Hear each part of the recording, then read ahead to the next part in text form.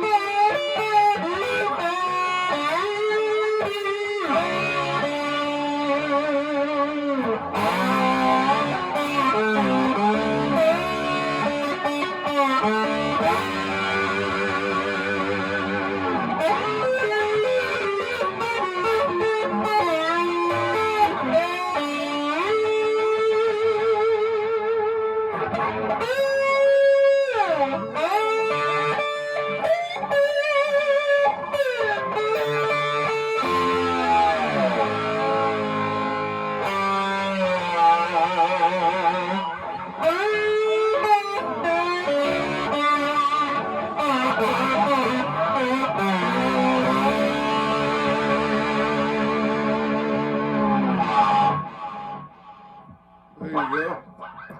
It's the only way I can use that finger is to hold the slide. while the bandaging off, and buddy, it hurts. Even with the Slyd on, it hurts. It ought to heal up. I've got a guitar part I'm gonna do. It's got Steve Gadd as the drummer on the album. Ray Reach is the conductor and the author and the genius behind this record. It's gonna be on a major label, and I get to play with people like Ray Reach, and Steve Gadd, and it's gonna be an honor, and it's gonna be on a major label. Or did I already say that? Anyway, I've got another record I'm gonna cut in pretty soon down in Florida, and when this finger heals, hopefully it'll be healed in a month. It should be. You know, need your prayers, folks. Thank you. 5, 6, 4, 3, 2, 1. Bye.